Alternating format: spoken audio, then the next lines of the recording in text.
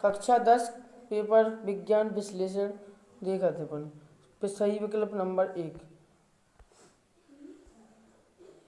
खाद्य पदार्थों का कार्बन डाइऑक्साइड और पानी में टूटना किस प्रकार की अभिक्रिया है? तो इसमें है कौन सी? तो ऊर्जा परिवर्तन के बिना अभिक्रिया होती है। क्या होती है? ऊर्जा परिवर्तन के बिना अभिक्रिया होती है।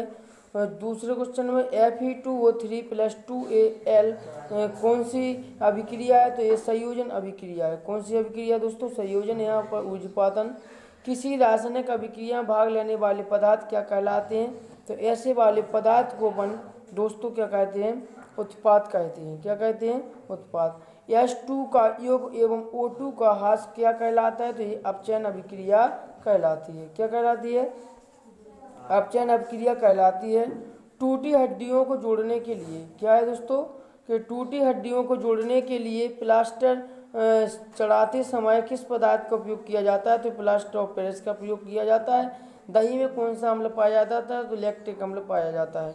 केक और पावरोटी बनाने के लिए किस पदार्थ का उपयोग किया जाता है? तो बेकिंग सोडा का प्रयोग किया जाता है, जो खाने का सोडा के नाम से भी जानते हैं अपन को। इसको साफ सफाई के रूप में काम में लेते हैं। ठीक है। नहीं, जैसे जो अपन कोई खाद्य पदार्थ बनाते हैं उसको सफाई में जैसे सुंदर दिखने लगे, इसके लिए इसका प्रयोग किया जाता है। अपच का उपचार करने के लिए किस प्रकार की औषधि का प्रयोग किया जाता है? तो एंटीसिड नामक एक एंटीबायोटिक दवा होती है, वो एंटीसेप्टिक नहीं, एंटीसिड दवा होती है, इसका प्रयोग करती है किसको? अपच को दूर करने के लिए। नेक्स्ट है खालिस्तान। कौन से हैं? खालिस्तान। खालिस्तान में क्या है? सबसे नंबर है कि मानव शरीर में ऑक्सीजन का परिवहन किसके माध्यम से होता है? मानव के शरीर में ऑक्सीजन का परिवहन किसके माध्यम से होता है? तो श्वसन क्रिया के माध्यम से शरीर में ऑक्सीजन परिवहन होता है। पादपों में जल का संवहन किसके द्वारा होता है? जल के जाइलम के द्वारा होता है। इसके बाद कपाल तंत्रिकाओं और मेरु तंत्रिकाओं से मिलकर कौन सी तंत्रिका मिलती है? तो इसको परिधीय तंत्रिका का नाम परिधीय तंत्र का निर्माण होता है। अग्नाशय से निकलने वाले प्रोटीन पाचक कौन से होते हैं? तो ट्रेप्सन होते हैं, लाइपेज होते हैं और अमाइलेज होते हैं। इस प्रकार से मनुष्य में प्रतिवैधि क्रिया का केंद्र क्या तो होता है? तो मेरुरज्जु प्रतिवैधि क्रिया होता है। मनुष्य के मस्तिष्क में जो सोचने समझने की क्षमता होती है, यह कौन सा वाला भाग होता है? तो अग्र मस्तिष्क उसका, इसको प्रामस्तिष्क के नाम से भी जानते हैं। ठीक है।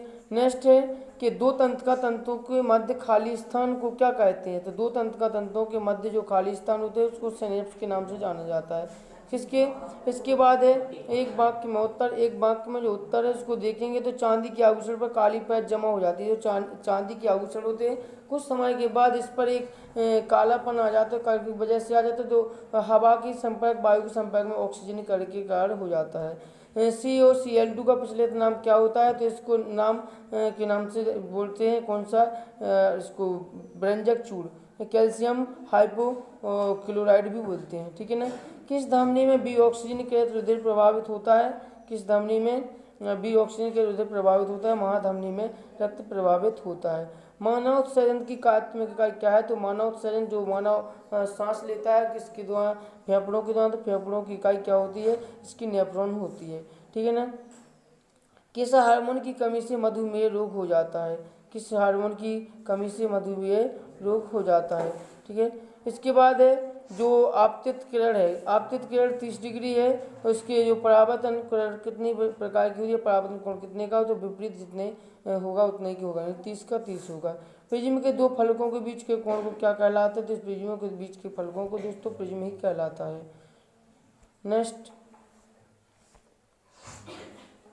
नेक्स्ट है सही विकल्प का है वो। सही विकल्प के बाद अपन देखते हैं क्या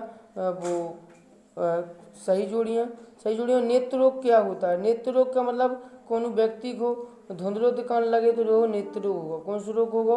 नेत्र रोग होगा। ठीक है ना। इसके बाद टिंडल प्रभाव क्या है? तो टिंडल प्रभाव एक प्रकार से प्रकाश किरण है। टिंडल प्रभाव का एक प्रकार से प्रकाश किरण है। इसके बाद आकाश का नीला रंग क्या कहलाता है? तो आकाश का नीला रंग प्रकीर्णन कहलाता है। क्या कहलाता है? प्रकीर्णन कहलाता है। तारों का टिमटिमाना, जो तारे अपनों को टिमटिमाते हुए दिखाई देते हैं तो वायुमंडल में अभ्यर्थन के कारण तारे टिमटिमाते हुए दिखाई देते हैं। इसके बाद स्पेक्ट्रम के द्वारा क्या होता है? स्पेक्ट्रम के द्वारा इंद्रधनुष का निर्माण होता है। उत्तर लेंस क्या होता है? तो उत्तर लेंस होता है जो उत्तल लेंस। उत्तल लेंस बीच में मोटा और किनारों पर पतला होता है। उत्तल लेंस कैसा होता है? बीच में मोटा और किनारों पर पतला होता है, जिसकी एक सरल रेखीय पथ क्या है? एक सरल रेखीय पथ, एक सरल रेखीय पथ और डायोप्टर। ठीक है ना, 2 क्वेश्चन बचे अपने। सरल रेखीय पथ है ना, सरल रेखीय पथ, सरल रेखीय पथ में घने जंगलों से सूर्य के प्रकाश का आना एक सरल रेखीय है। जबकि डायोप्टर, डायोप्टर से अपन लेंस की क्षमता नापते हैं। जो डायोप्टर है ना, इसके माध्यम से लेंस की क्षमता को मापा जाता है।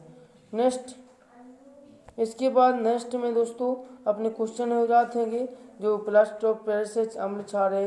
इसके बाद पौधों में विक्रिया विषमपोषी रक्त लसिका के कारण। इसके बाद नेक्स्ट है आयोडीन की कमी मनुष्य में प्रतिवर्ती क्रिया, अपसारी लेंस, उत्तल लेंस, अभ्यतर प्रकाश विषय तारे टिमटिमाते हुए।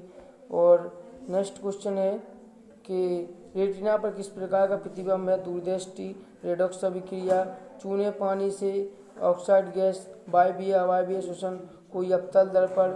वैसे पर क्वेश्चन है। ठीक है, नेक्स्ट है कि धवन सोडा और बेकिंग सोडा या लवण मानव मस्तिष्क नामक चित्त मनुष्य में किस प्रकार की ग्रंथियां पाई जाती हैं? इंद्रधनुष किस दिशा में बनता है और लाल रंग क्या होता है? ठीक है ना। निकट दृष्टि दोष कार्य निवारण इसके